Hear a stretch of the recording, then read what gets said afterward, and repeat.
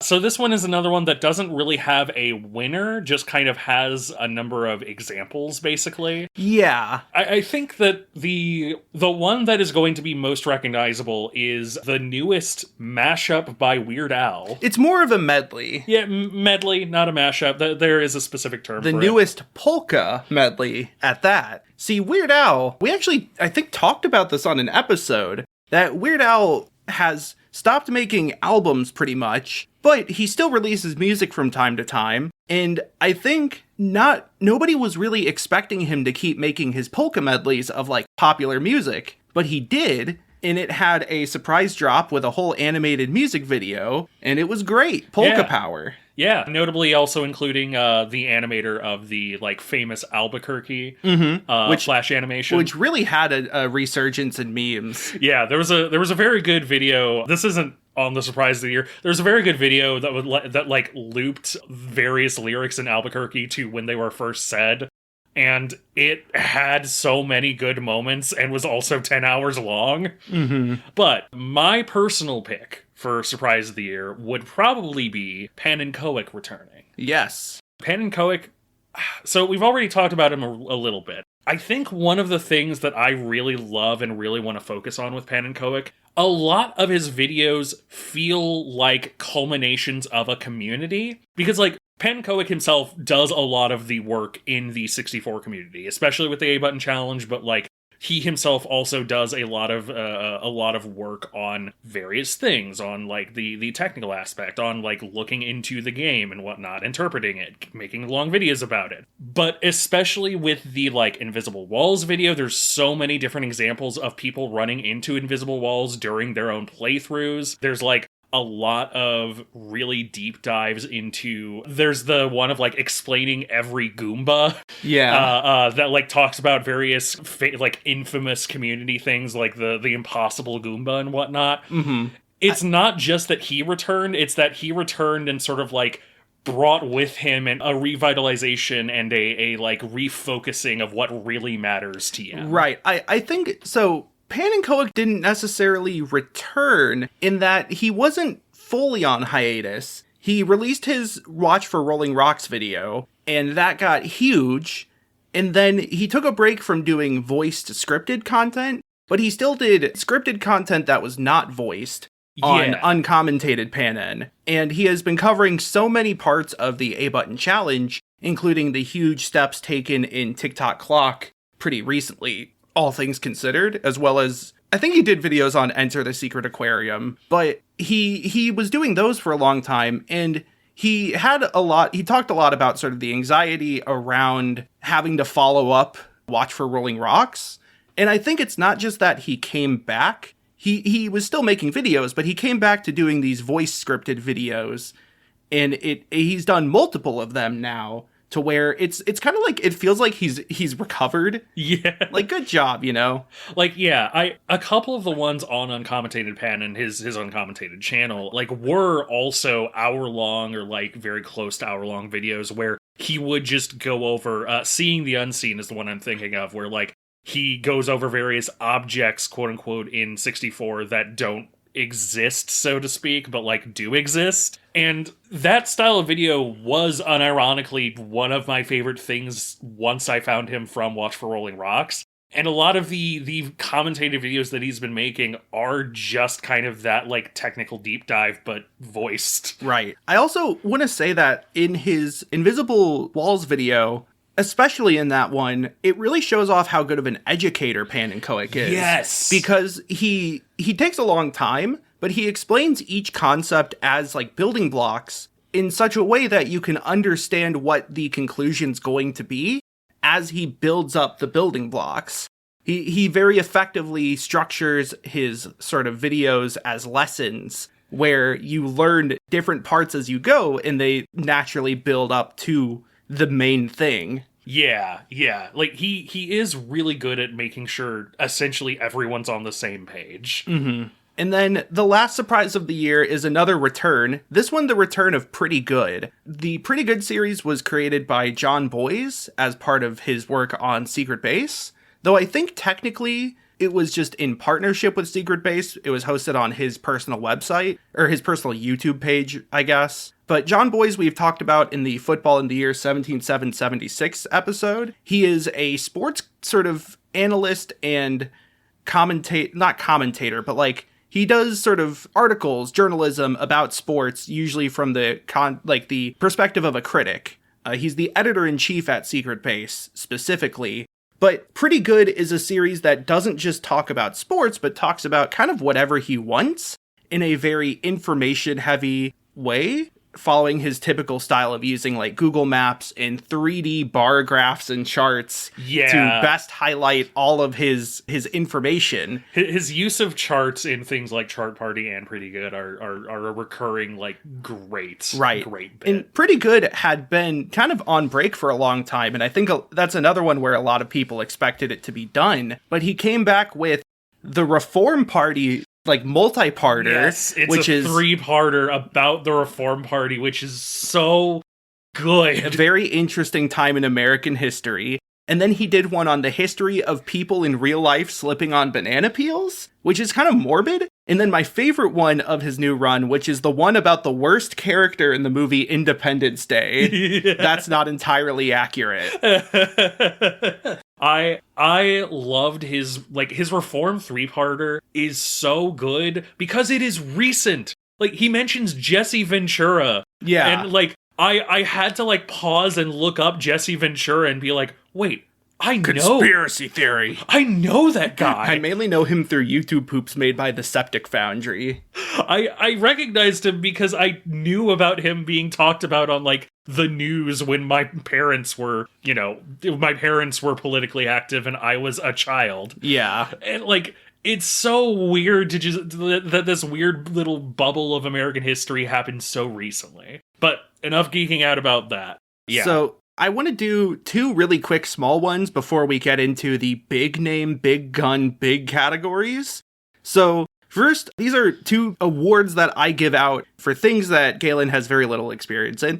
One of which is the Matthew Marissa's yearly, weekly Shonen Jump, which is, of course, the new premiere series from the Weekly Shonen Jump manga publication magazine, as uploaded officially on Manga Plus for free, which is a big thing that Shonen Jump has done in the past few years that has really caused me to read every series that they publish in, Weekly Shonen Jump, including the bad ones, but especially the good ones.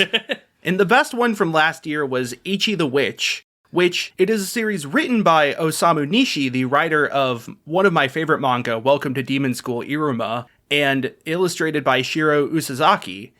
And it is a very fun sort of action series about the only male witch in the world, and he's got a snazzy outfit, except he's kind of a freak. He is a hunting nerd, and he lives for the hunt, but he is a very lovable hunting nerd. He's not like creepy or weird. All the characters are phenomenal, and like everyone's flawed in a different way, but they're all fun and bounce off each other really well. The character designs are great. Like, everyone's hot in the series, which is pretty much the same as Iruma. Good shit. Yeah. Also, Ichi the Witch is a Sonic the Hedgehog name as well, alongside Bocce the Rock. Yep. Or Toad the Wet Sprocket. Or Cage the Elephant. Portugal the Man. Yeah. So this next one, I'm actually going to delete what I have on our document where we discuss these. Pinball of the Pin Year is the new award this year for my favorite new pinball table that released this year. And the nominees for best new award categories added to the Netsurfies in 2024 is just Pinball of the... Well, no, there's more than one, actually, but we'll get to the other one later. The nominees include such things as not the streamable of the year. Yeah. Or no, not the live stream of the year. Yeah. I fucked up the joke. Pinball of the Pin Year award actually goes to Jaws, which I forgot released early last year. Wow. The Jaws pinball table is a sort of traditional fan design in that it is laid out radially in terms of like shots at different angles, like emanating from the flippers. Like a baseball diamond. Sort of like a baseball diamond, yeah. It has some pretty basic ramps and stuff, especially on the pro version, but it is a table that I think has a lot of different objectives you can complete, and there's a lot of ways to incidentally gain points, meaning for new players it's really good, but it does have a lot of depth in a way that isn't too complicated. There are some tables where getting a decent score or getting a certain distance requires a lot of like game knowledge. And I think Jaws has a very good balance of like some things are pretty simple, some things are a bit more complicated, and pretty much everything builds up to an objective. You miss a shot, you hit a shark tower, which can get you feeding frenzy and a multi-ball. Or you might hit the fish finder, which gets you a fish finder award and eventually a multi-ball. Or you might hit the chum bucket, which then lets you start the Jaws multi-ball. It's pretty simple in some regards, but not too simple. It also has an entire side mode called, I want to say it's the Shark Hunter Revenge mode or something like that, where you do it from outside the game. Like before you play the game, you go into the menu and you choose the alternate game mode. And it has like a race where you're swimming against a shark or something. I haven't played it much, but it's very nifty that they just have a second mode. Tonight on Mythbusters, can a human race a shark? I also think it's very important to note that unlike the Jurassic Park table, the Jaws table does have a lot of clips from the movie. Yeah, that's right. I remember you talking about that one with the Jurassic Park table. I also remember you talking about that one with the John Wick table. The John Wick table has clips from the movie, it just doesn't have a gun on the playfield. Yeah, there's no guns on the... Right, yeah, no guns on the table, but guns in the movie. Clips. I also wanted to shout out the Uncanny X-Men table designed by Jack Danger, which is interesting and has a lot of, like, really complicated, paradigm-breaking, like, really inventive mechanics. It just doesn't work half the time. And Jack Danger is 2 for 2 for making tables that have bad plunging lanes that don't work. So, like, I don't know what the deal is. Jack, you need somebody to look at your plunger lanes, I guess, because, like, man, it doesn't work. Actually, having worked at a comic shop for a piece of time, that's actually just an accurate portrayal of Uncanny X-Men. Sorry to say. Yeah. It doesn't work half the time. Yep. So now we're going to the big guns. Yes. The next 4 categories are like the ones people come here for. Yeah, these are like other than of course Joke of the Year from Netsurfer Pro. Yes, yeah. Hang on, I'm just checking 28 hours. All right, we still got some time. So yeah, these are the 4 kind of like pivotal ones of the year. If the other ones are the subcategories, these are the super categories, let's say, because it's still like super isn't superscript, so like it is higher, but it's still like small. Yeah, why don't we just start off with I think the obvious one of Meme of the Year. Yes, Meme of the Year. I don't think that we haven't had a State of the Meme in a hot minute. Well, we've honestly not recorded an episode in a hot minute, to be honest. But we still keep our ears to the street for all the hot new memes. We're obviously still very active publishing our own memes. We got a big old book of them coming out in 2026. The Book of Memes. The Book of Memes. It's a book of faces. Yeah, but it's like meme faces. Yeah. It's got your Bad Luck Brian, your troll face. It's got your Doge. Wait, actually, we had to get rid of that one. Yeah, we legally cannot use Doge anymore. And your nominees for Meme of the Year are Friend Visitor. Bro visited his friend. Friend Visitor was a very good little comic of a bit. I believe it was a tweet of somebody saying, like, I've been doing this bit where somebody will say X and I'll say bro really did X. And from there, as is a good exploitable format and a good exploitable comic are wont to do, it blew the fuck up. And it became used for any time someone interrupts somebody with something stupid like that. My favorite one was Prison Song by System of a Down. Yeah. Saying the wrong word for things while being correct, aka, cadaver. I think this one is a great bit of, like, the weird sort of erudite, intelligent core that people like, which is just, like, big words in, like less common ways to refer to things in a way that sounds smart, but like is funny in the way it sounds smart. And it's also a guy who's super smug about it. And this was like a TikTok thing too. Yeah, this is the like, what is this? A ghoul, a ghost. Yeah, a lot of these, I think the what is this are used for like people from different cultures, in different countries. But in this case, it's a guy acting like a smug, rich asshole, saying things like, yeah, a ghoul. What is this? A cranium, a brain, an arachnid.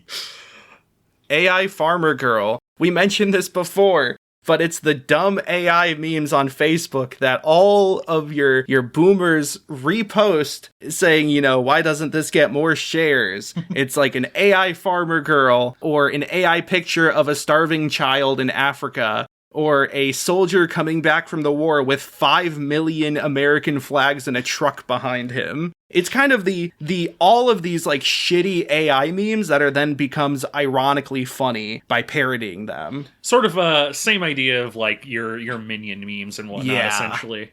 LeBron James, he just kept fucking it up this year. So the LeBron James meme, LeBron James reportedly XYZ, I believe started as kind of a joke on like sports news and like sports NBA Twitter. circle jerk. NBA circle jerk. That's the it. NBA circle jerk, which is way ahead of the game in terms of memes, along with squared circle, the like wrestling circle jerk. And like it became kind of a joke about like, you know, LeBron James having reportedly bad times based on any individual thing that will get a couple of clicks. But from there, it ended up just becoming like a funny way to describe any sort of messing up. One of my favorite ones that I saw was, not to get too political, but the failed coup in South Korea. My favorite ones was very soon after the martial law was declared and then undeclared. It was like LeBron James reportedly attempted to seize control of the country without building a power base. Yeah, I like it. A lot of people use it in like competitive games when it's like a rookie mistake. Yeah. Like LeBron James reportedly bought Dark Seal on a character that can't kill, that type of thing. I got hit with a very good one with Warframe, which was LeBron James reportedly brought a leveling loadout to a Steel Path mission. Stuff like that. Yeah, sorry. You understand. You know the place. The situation is crazy. What's up, everybody? It's Critical. A lot of people use this with Critical as like an image for the thumbnail for like this fake YouTube video. It's sort of a parody on YouTube drama and internet drama, especially when it's drama about things that are really serious, but like, in this case, people make fun of those types of people who take light of serious situations and play it off as drama. Or make a big deal out of nothing burgers. Yeah, it's an interesting kind of like two-way sword. I feel like if 2025 is the year that everybody hates Charlie, I feel like this is going to be the turning point. I don't think 2025 will be the year that everybody hates Charlie, for clarity. I feel like Critical is basically untouchable bedrock at this point. But like, if that is what's going to happen this year, this is going to be where it starts ultimately, right? Because it's kind of, you know, it's reached that meme Rubicon where the fact that it is a recurring thumbnail and title is now the joke. Right. You'll see like the originals being like the dream situation is crazy or the H3H3 situation is crazy. But now it can be literally, it could be the LeBron James situation is crazy because LeBron James reportedly did something stupid. You know, something like that. Triangle Factory. This was I think mid-year like tweet as well. This is another tweet that had an associated little comic that, of course, as is wont to do with little comics, became very exploitable. Essentially describing the two types of employee where somebody is at a triangle factory that is making triangles. And the first panel is an employee holding a circle that ended up being made and is like, "A circle? How odd. I must inquire about it immediately." Whereas the second panel is somebody going, "I guess we're making fucking circles now." And from there, it really did just, like I said, it just sort of blew up, but it's a great format. I certainly think that anything that kind of like has a nice sigh about capitalism is very easy to get people into. And God knows that people already like don't like, you know, the various jobs that you have to do. And so it's something that was very easy to see yourself in and to put yourself in. Leading to also some wonderful examples like, so I guess we making Bad Apples now, which was just like frame by frame all of Bad Apple. Yeah. Batman Begin. Michael Caine tweeted the quote from The Dark Knight where it's like, why do we fall, Master Wayne, so we can pick ourselves back up? Batman Begin. I guess it's from Batman Begins. But he said Batman Begin instead of Batman Begins, and he also didn't close the quote, so it looked like that was part of the quote. And it's a very silly thing of, like, imagining a situation where Alfred tells Batman to start being Batman. It goes into the, like, it almost is like Tales gets trolled adjacent in terms of thinking about popular writing and characters in, like, really childish language and really silly, like, cause and effect in writing. It's a little bit of like Who Was Phone? Yeah. Or Something Is Kill, no. Yeah, but the fact that this also came from Michael Caine makes it even funnier. Yeah. The one block jump, aka parkour civilization. LeBron James reportedly failed the one block jump. That was another one that I saw. Yeah. The parkour civilization is very similar to Skibbity Toilet in that it is a sort of machinima series based on Minecraft this time about something called parkour civilization where people have to do parkour to survive. God, I hate that I kind of can explain this. So, okay. I Made Civilization in Minecraft is its own little cottage industry of videos. 100 Days in Minecraft is its own cottage industry of videos. Parkour is its own cottage industry of videos. And so I feel like part of what Parkour Civilization ended up doing was, you know, it just mashed a couple of things together. Mm-hmm. But then it then became one of those things where, much like a Skibbity Toilet, people make fun of it because prima facie it's just sort of stupid, but then you start watching it and it's like actually an engaging, fun time. I saw a lot of memes that were like, you know, before you watch this, you have to read, and it's like Kant's Critique of Pure Reason and Karl Marx's, you know, Das Kapital. It's a decent story, I guess you could say. It's a sort of anime-like story, but like it's good fun. And the one block jump is used to sort of represent a dramatic decision, a turning point. Would you make the one block jump for the beef? Yeah. I would. Gigagido. Gigagidi. We had to have one brain rot on this. Yeah. I think that's our new going forward. We have to recognize that brain rot is memes. Brain rot is memes for not our generation, and that's fine. I think brain rot was the word of the year. Yeah. Like, yeah, brain rot as a term and as a, like, idea of memes is funny to me because any and all memes are brain rot. Mm-hmm. That was another very good one I saw, was like the various generations going, this is brain rot, where all of them have, you know, their own stupid memes. Yeah, we have no leg to stand on. We like Sus and Zhazh. Yeah, we like Sus, we like Zhazh, we liked E for many years. It's still a good meme. E is still good. But Gigagido is a chicken nugget with a funny looking, like, Roblox face, dancing and singing to Cotton Eye Joe, but it's not Cotton Eye Joe, it's Gigagido. Yeah, it's Gigagido. That's all you need to know. Pretty much. Okay, and we have one dishonorable mention, because we had to bring this up, because it was a meme of the year, and it was, in terms of impact, it was huge, to the point where people lost money on it. That could, you know, we could probably be describing Morbius too, but... unfortunately, yeah. So the dishonorable mention, I'm very sorry to say this, is Hawk Tuah. Yeah, I'm personally affected by it because my username Twack is very similar to Hawk Tuah. Yeah, you got hit with a Twack Tuah, which was like... I got hit with multiple Twack Tuahs. I hate it. It's terrible. It's unfortunately pretty funny, but like it's funny because it's terrible. See, so okay.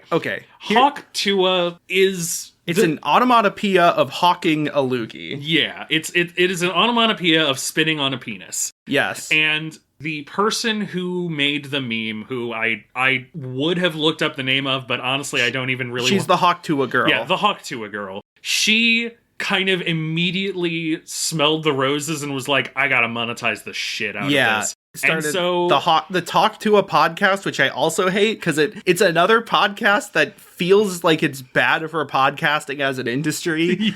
Like, I don't want to champion this. I hate that this is one of the most popular podcasts. I mean, yeah, it's, you know, look, we're gonna have to destroy Joe Rogan and the entirety of true crime before we really get to Talk Tuah. At the very least, Talk Tuah didn't last too long because there was a rug pull. I mean, people still say Hawk Tuah, though, is the problem. Yeah. But yeah, there was Hawk Tuah coin sponsored by, like, Logan Paul or something, and then there was a rug pull, and a lot of people lost money on it, and it really speed ran all of, like, the modern-day grifting you can do to make money off of a fad. Yeah. I guess work smarter, even if working smarter takes advantage of people. It's weird, because, like, there are some things that are funny by virtue of, I hate that this is similar. Loxodon's Up B is one. And then also, I love Pet Shop and the JoJo's fighting game. His crouching light attack is a Hawk 2A.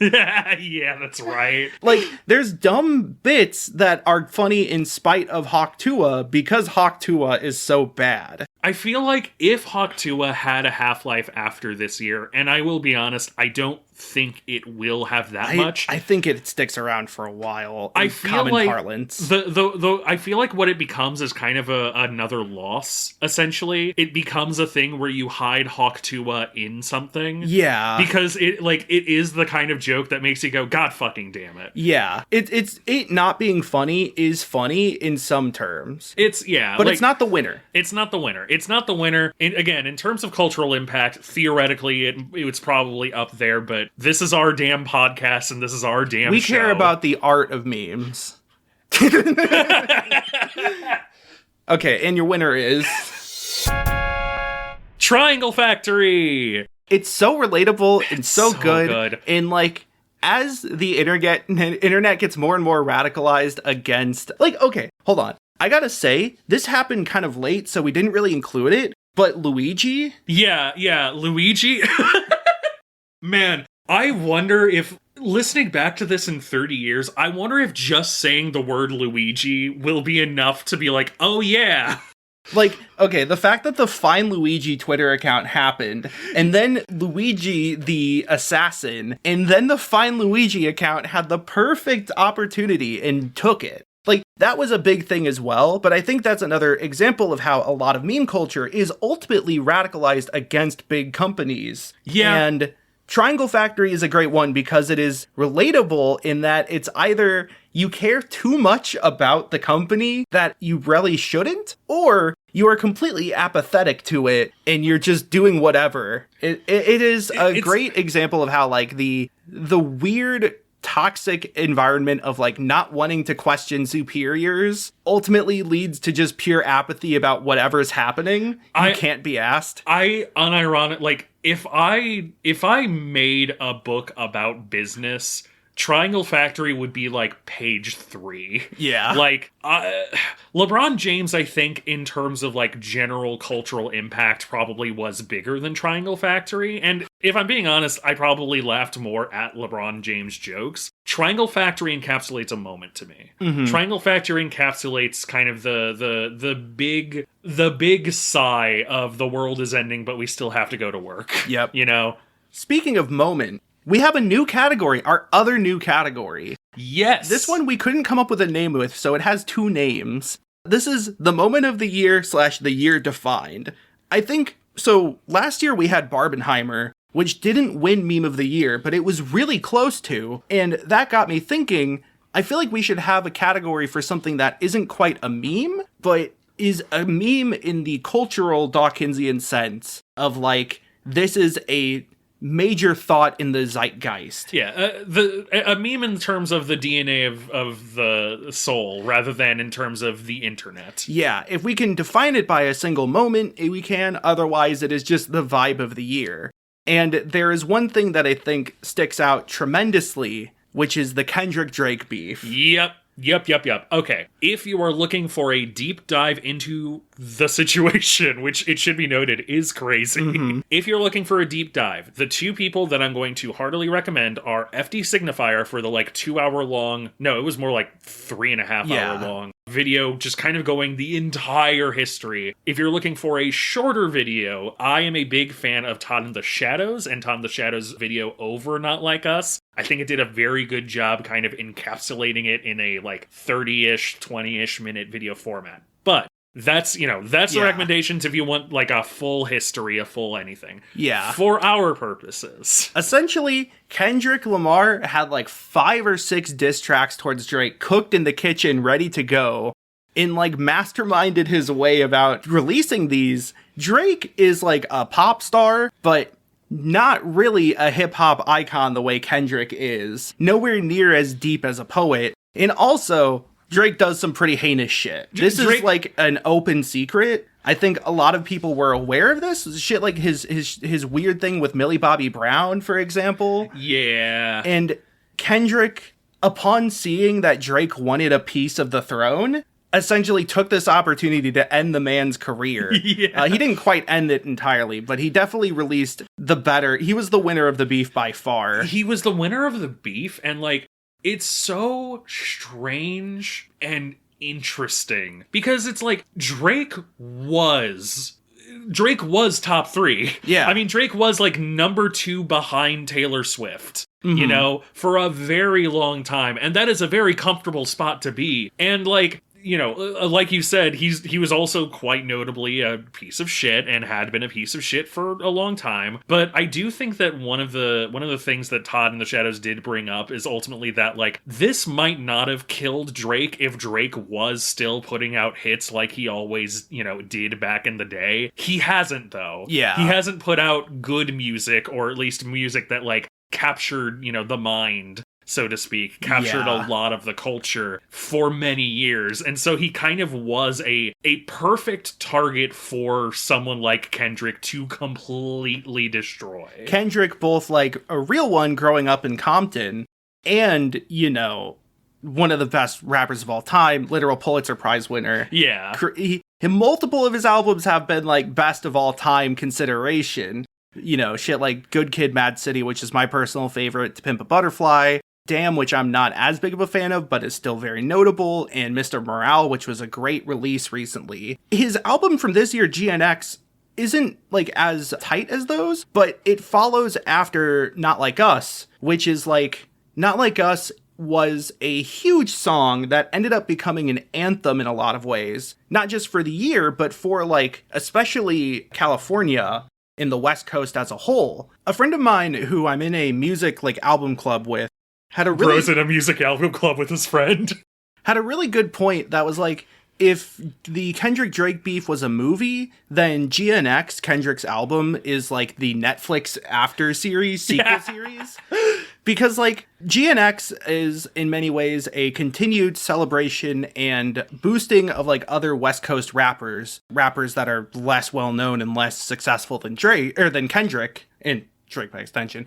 But I think it really shows that like Kendrick is currently about empowering more people than it is about bringing other people to empower him. And that continued mindset, a big part of Kendrick's sort of ongoing struggle with the greater hip hop and music industry, is perfectly defined by Not Like Us, which is on its way to be like a hip hop song of the decade contender. It's become, like I said, an anthem. He did it 3 times in a row at a show, and each time the crowd sang along, because like that's how big of a deal it was. He did it like multiple times in a row during like a Juneteenth like show that he did. Yeah. Where he had like, you know, 10 other rappers on stage as well. And he's also going to the Super Bowl for 2025, by the way. Yeah. So he is doing well, but a big part of that is his lyricism and the momentum he's using and the statements he's making. And I think the entire beef sort of encapsulated is a perfect definition for the year in that regard. Yeah. Again, in terms of radicalization and how a lot of memes have been reflecting that, Not Like Us is very clearly about like class consciousness and unity in the face of somebody who is sort of taking advantage of lower class culture to make a big buck. It's, yeah, like, Not Like Us exemplified a moment which is amazing for a song that has a very definitive point as well. Like, there's not a lot of things in Not Like Us that can be applicable to anyone else than Drake. But the, like, hook, the idea of they not like us, they are not us, is so good. It's such a powerful hook. Mm-hmm. It's such a powerful, like, you know, idea, essentially. Yeah. It was very easy to get lost in that moment, and I'm happy that people did. I think I prefer Meet the Grams in terms of the releases during the beef, but I will say, DJ Mustard eating well. Yeah. Like, already a highly regarded producer, and now on two of the biggest songs of the year that weren't even on an album. What was he eating well? Hot dogs? Grey Poupon, actually. Oh. That's So yeah, that's the year-defined winner. New category award. I look forward to that one not being dummied out in the future, because I feel like that one's actually going to have legs. There's going to be at least one moment of every year. Mm-hmm. Flash forward to 2025. Yeah. Fuck, no moments happened this year. Yeah. All right. So, why don't we get to the two big ones? Yes, we're coming to the final two awards of this year. So, as we are, of course, obsessed with the internet, we are likewise obsessed with Videos Game. Many's Videos Game. Mm-hmm. And this was, honestly, as continues to be the trend, a fucking amazing year for video games. We are... Ooh, I know I'm preaching to the choir here, but everyone should shut the fuck up about woke video games, not because it's, not because of the woke stuff, which is already prima facie fucking stupid, because we live in an era of so many good fucking video games. I know, there are right? too many good video games coming out. You literally physically can't play all of them. This was a very hard category to nail down a winner, I will say. Like, yeah. Both of these, really. So we're going to start with Indie Game of the Year. Yes, so Indie Game of the Year. The definition of an indie game versus a normal game doesn't matter. So the nominees this year are... Animal Well by Billy Basso, published by Big Mode. We did an episode on this. I don't want to spoil too much, but it is a beautiful, interesting, cute, incredible game. Shipwrecked 64. This was, I think, an early in the year video game. It was presented as a updated version of an unreleased Nintendo 64 game that essentially turned into this game I found creepypasta that you could play. Not only could you play it, it was entirely self-contained. It was something that you could get all of the secrets of without having to go to another website or anything like that. It was a really good, really interesting version of that particular style of web fiction and whatnot, but the fact it was an indie game that you could play, that you could experience the story of, really just made it something interesting and special. We've talked about things like Pets Cop and Catastrophe Crow, which have quote-unquote playable releases. The Pets Cop one unofficial, the Catastrophe Crow one official but incomplete and not ending. But this one is released as a new thing. It was meant to be a new thing. I want to say that I remember watching the demo when it came out, and it's one of those things where I didn't expect a full release. I saw the demo when it came out in 2023. I watched Manly Badass Hero play it. I didn't expect it to actually become a game. I expected it to just forever remain a demo, but It is a game, and I hope the creator goes on to make many more because it was done very well. Balatro. We did an episode on this, sort of. It was half of an episode. It's the Joker poker game. It's the roguelite where you play poker hands and you get jokers that multiply and add chips and make your screen burn. You already know Balatro. It's on phones now. Everyone's playing it. Everyone's already played Balatro. Robotnik's Ring Racers. We did an episode on this. Oh my god, we did an episode on Robotnik's Ring Racers? It's one of the best kart racers of all time. It's a Sonic fan game that does so many things right. It is a fantastic looking game with an interesting sprite style that is based off of the Doom engine and a fork of the Doom engine and a fork of the Doom engine. And it's just really fun and interesting. Listen to the episode. UFO 50. This was another project spearheaded by Derek Yu of Spelunky, of Mossmouth, creator of Spelunky. There were multiple other developers who worked on it. It's not like a solo project or anything, but it was a collection of 50 video games that took about 7 years to make and came out. This was another one that was teased very early on, was maybe expected to never really come out, but it sure did. It is what it sounds like, not just a collection of 50 video games, but a collection of a fake video game history where all of it is based around the idea that all of these games were for a specific device, a specific old school, NES style computer system that all of these games were directly for. Rivals 2, aka Rivals of Aether 2, after they changed the name because of the release of another game that came out this year. Rivals of Aether 2 is the sequel to Rivals of Aether. It's an indie platform fighter that has done the impossible and managed to unite a very disparate sub-community of Platfighter players. It has brought together the Smash players, the Rivals players, even the Brawlhalla players, believe it or not. Not just the Rivals players, but the Smash players and the Brawlhalla players too. Yep. Yeah, Rivals 2 is probably one of the more interesting plat fighters to exist nowadays. Expanded the genre in just a couple of interesting but very pivotal ways. And it's furry.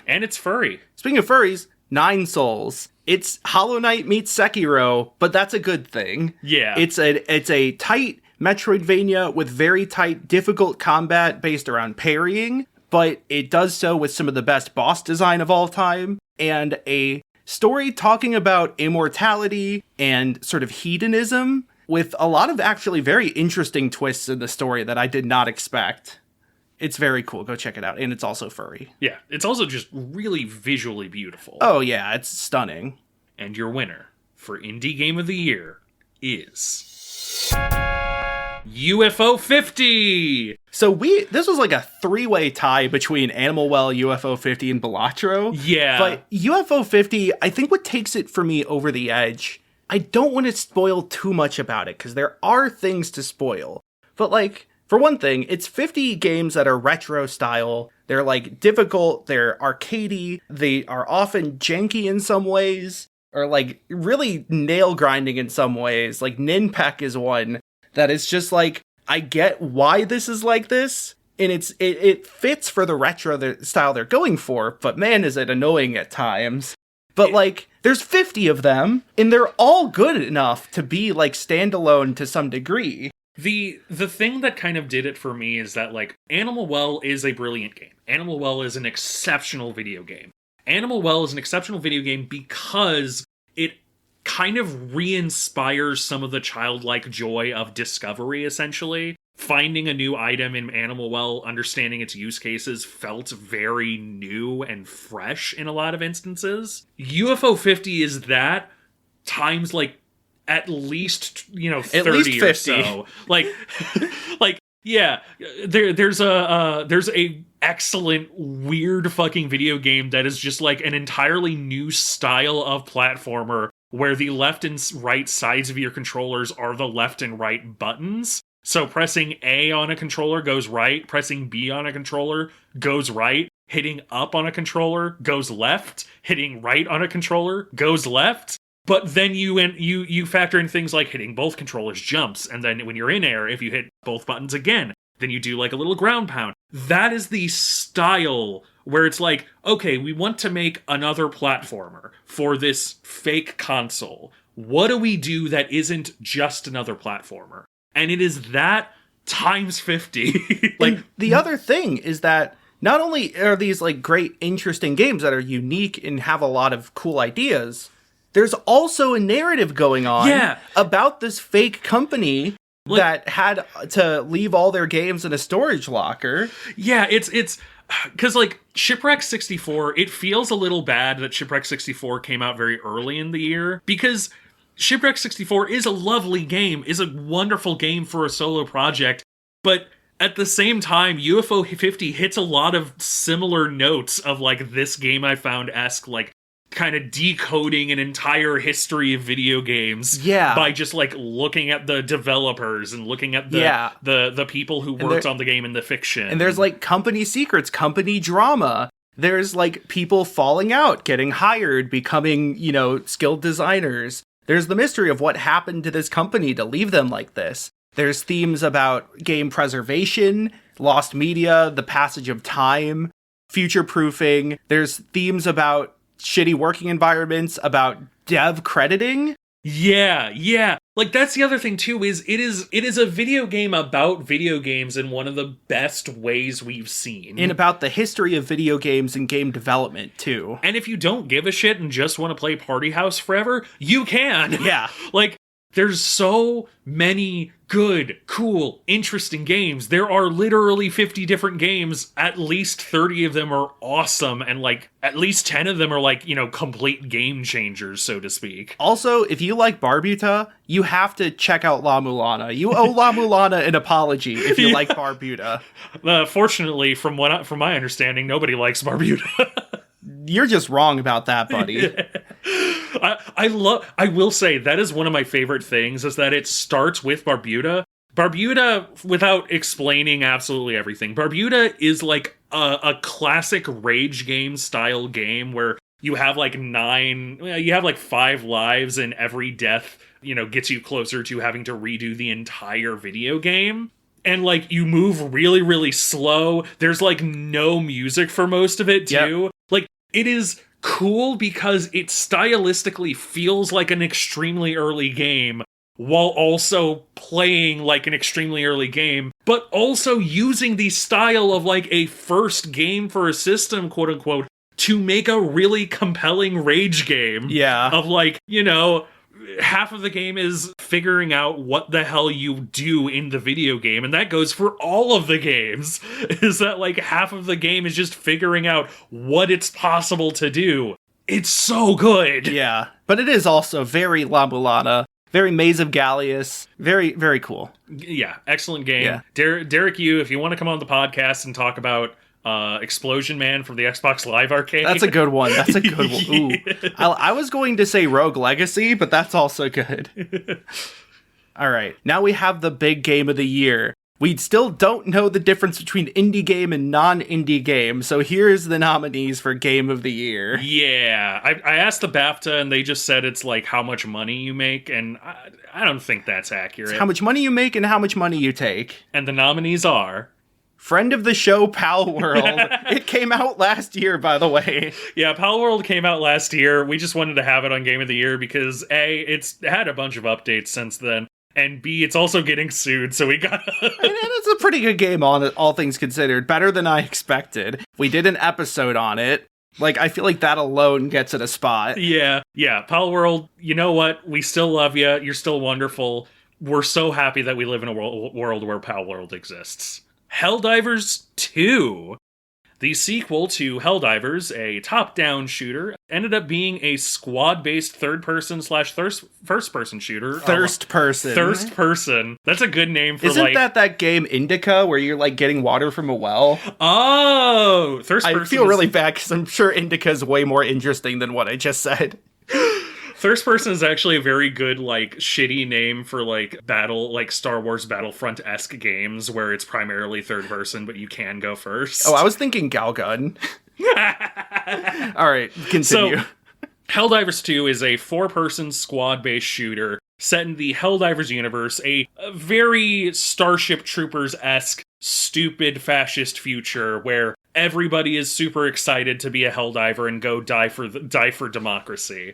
We can talk all day about people not getting the satire. We did, in fact, talk all day about it. This is another one where we've done an episode about Helldivers 2. But Helldivers 2 was not just a very good video game, like an exceptional fucking video game. It also had one of the most compelling, like, meta stories of it coming out in a broken state, getting slow patches that didn't really fix a lot of the core issues, having the Sony drama where they tried to, like, just completely ban a bunch of people who bought the game because Sony are pieces of shit, into the we're so fucking back moment of the Illuminate getting announced and getting released. By the way, called that day fucking one. I knew the moment that the Illuminate were not in the game, I was like, oh, this is going to get a bunch of patches and a bunch of, fixes, and then the Illuminate are going to come out, and it's going to be great. And I was right. I am vindicated. Just like me being vindicated constantly. Yeah.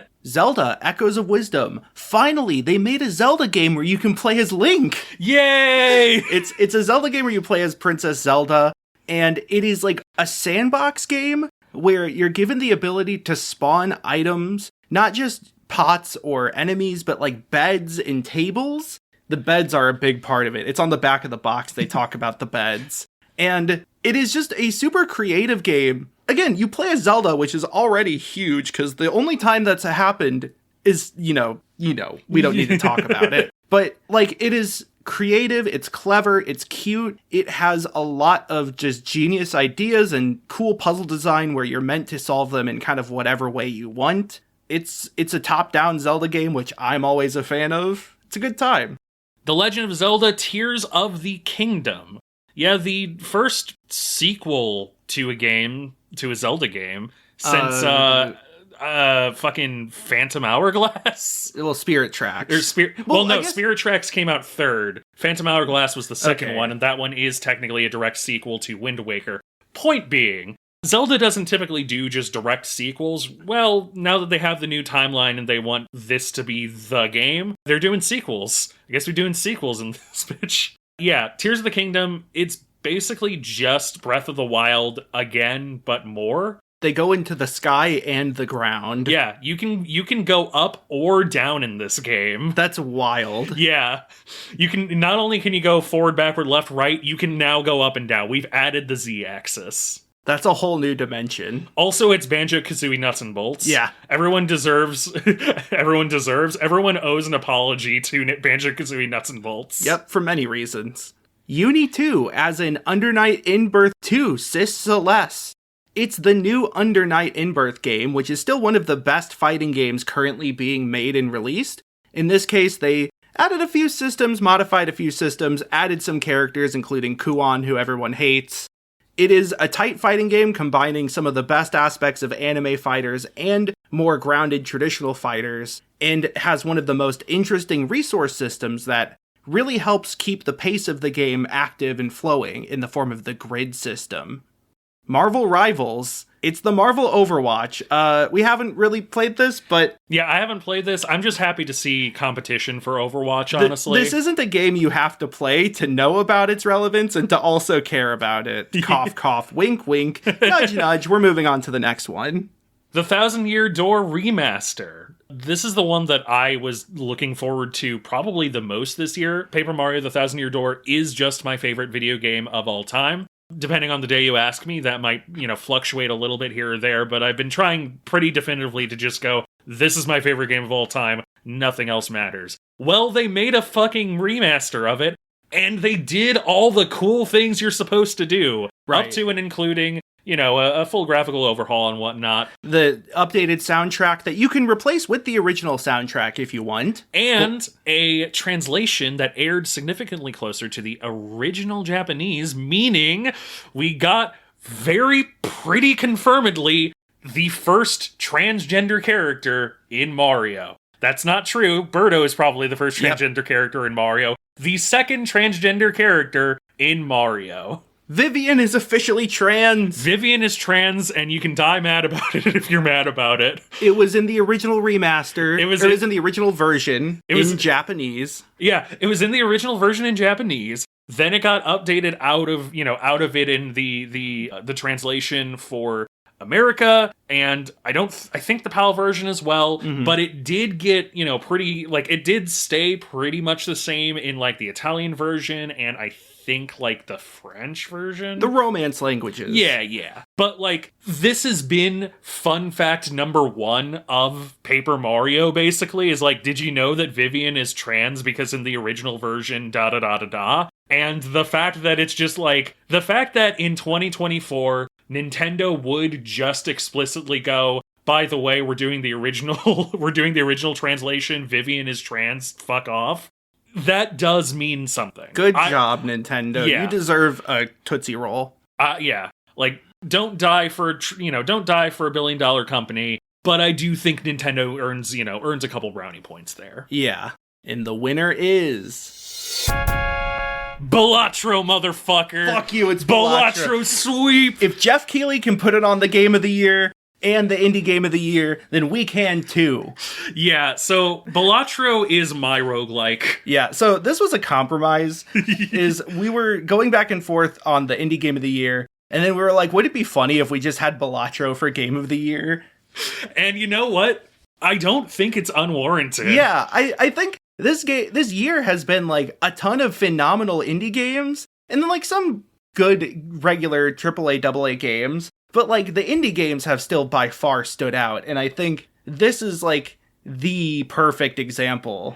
I love the dichotomy, I feel like the dichotomy of Zelda Echoes of Wisdom and Tears of the Kingdom of this year is interesting, because, like, you have safe Zelda at this point and more experimental Zelda, or at least, like, which one's which, though? I would argue that safe Zelda is Tears of the Kingdom. Like, Tears of the Kingdom is a great video game, but it is just sort of more Breath of the Wild. And if you already aren't big on Breath of the Wild, you're not going to get sold like by me. It. Yeah, but Zelda Echoes of Wisdom was excellent because it was sort of like, well, if you want a Zelda game that's very non-standard from a Zelda game, here you go. It came out of nowhere. Like, nobody was expecting it.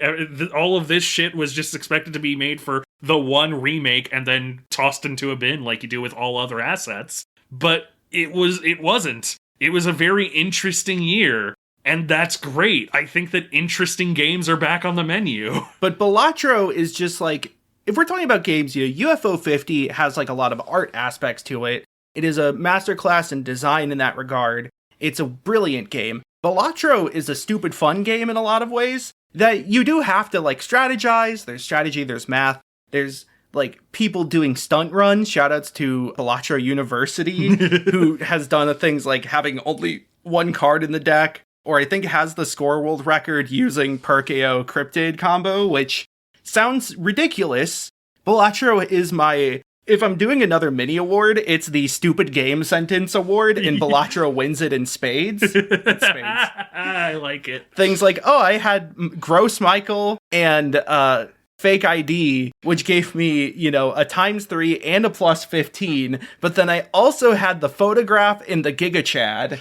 Yeah, like it is such a good game for like for like loathing style vocabulary, you know? It is a game that is practically universal. Like I set my mom up with a Steam account to get her this game. Because I was like, this is the kind of game that you will enjoy. And it's on phones now. Yeah, it's on phones now. Somebody ported it to Apple Watch. They called it Wii Balatro, which is really good. That's funny. Balatro...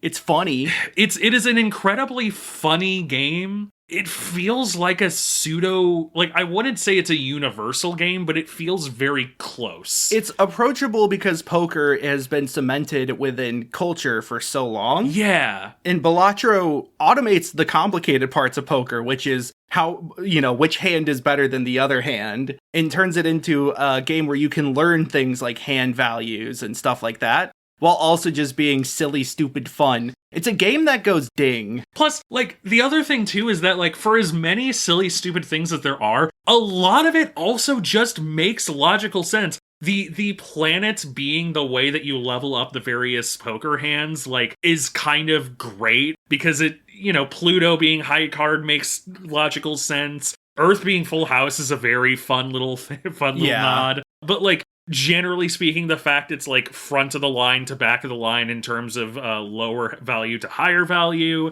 The tarot cards also, like, tarot cards are more generally in the public sphere, and so you might be able to somewhat understand what a lot of the things do just by reading them. Mm-hmm. Like, it... And then, God, the Jokers. There's so many.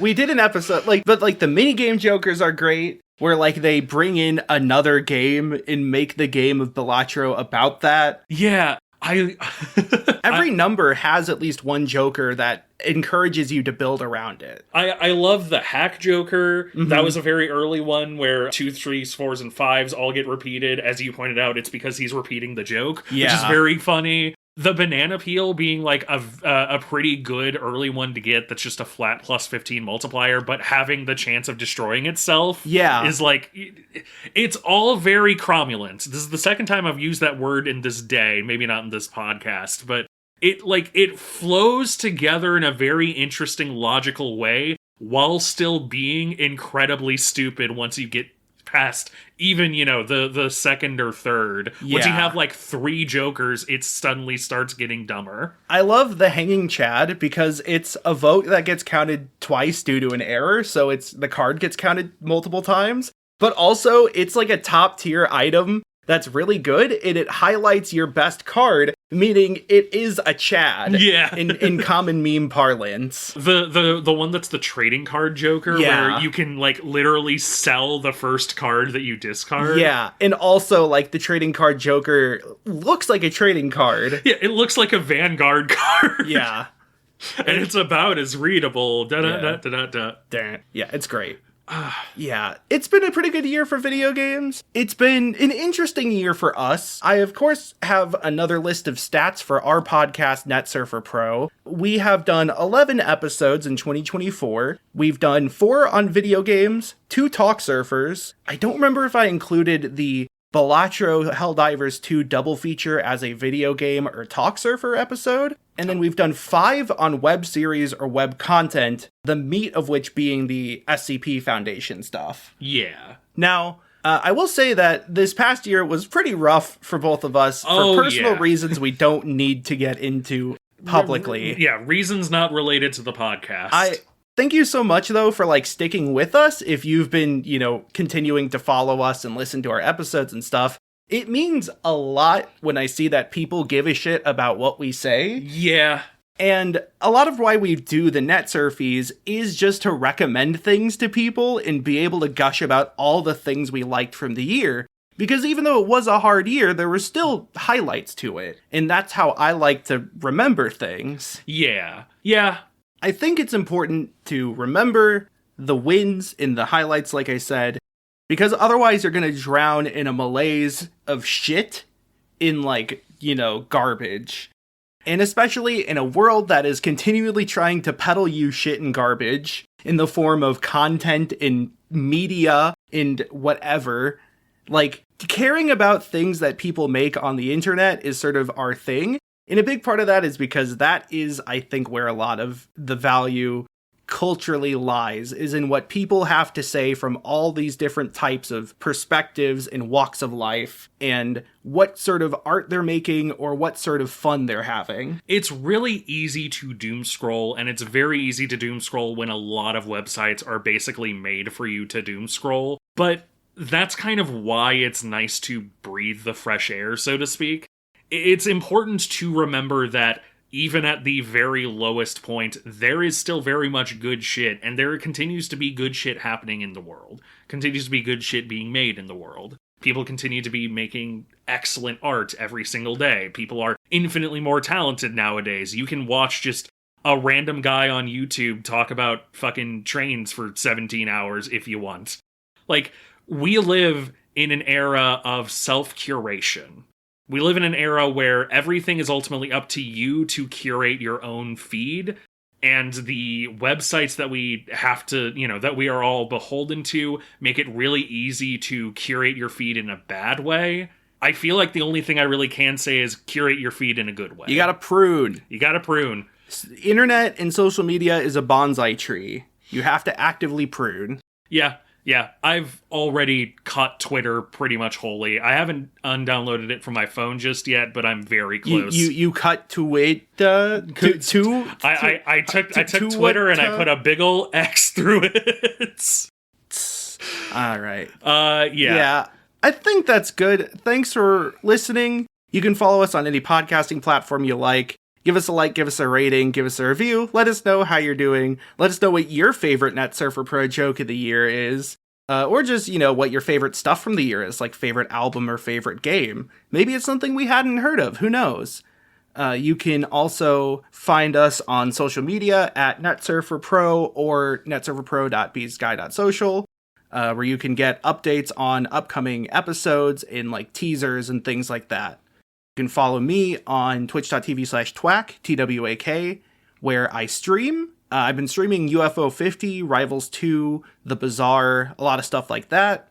Going to be going back to Echoes of Wisdom at some point, and then eventually playing TTYD Remake. You can also find me on social media at Twackaroo or at twak.bsky.social, where I post hot takes, stuff I'm working on, links to things I'm doing, and also pinball scores. We've had some good scores lately. As for me, you can find me on social media, especially Blue Sky, at Galen Wilson. That's at GalenWils0N. I post my hot takes and occasional just opinions You can find me on YouTube at The Only Galen on YouTube, and ideally by the time you listen to this, you can find me at my website, theincrediblemrg.com. That's theincrediblemrg.com. Yeah. Yeah.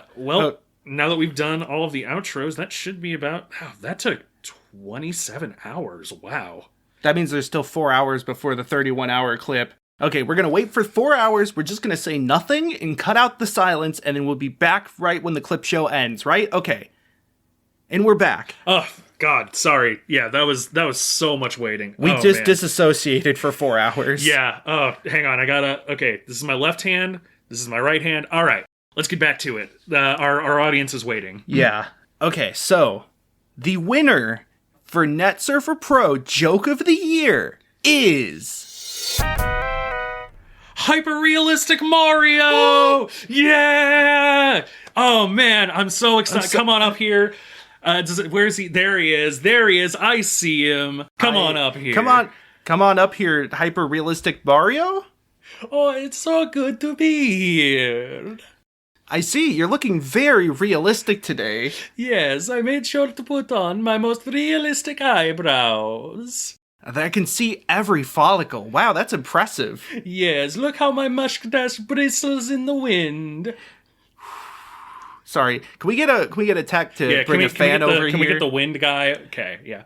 Yes, my mustache, it bristles. It's a very Unreal Engine. Very Unreal Engine 5. Oh, they're up to 5 now. Yeah. They should get up to 64 first, if you ask me. Ah, that's a good one. Hyper-realistic Mario, everyone. All right. Well, Hyper-realistic Mario, we are so happy to present you with this award. Yes, it is good. It is very good to receive an award. It's always so nice to be recognized. I'm glad you like receiving an award. I sure wish I could. All right, go ahead and just take this award here. The Classic Round Award, and it even has a very long, spindly fuse currently lit at the top. Wait a minute, hold on. Were we giving out those as awards? Oh, wait, no. Oh, God, wait, hang on. I thought awards were like a big circle and then a small cube? Yeah, I thought it was a big circle and then like a big spear at the end. Kind of like a magnifying glass. Yeah, wait, what is that? Oh my God, wait, Hyper-realistic Mario, get down! Oh no! Oh my God. Oh my God, we just killed the best joke that we had. We just killed Hyper-realistic Mario. Now there's hyper-realistic blood everywhere. Oh no! Oh no! Oh no! What do we do? And we're covered in hyper-realistic soot from the bomb. Oh no! We gotta cut it here. We gotta cut it here. Yeah, we gotta cut. None of you saw that. None of you saw that. All of you are witnesses. None of you saw that, but all of you are witnesses. We're burning the evidence. We're hiding the evidence. We're doing something with the body, but we don't know what. The smell is too hyper-realistic. Oh my God! Oh God! Help me! Oh God! 2025! Oh no! Oh no! Wait a minute. Who could have done this? Diana. It is done.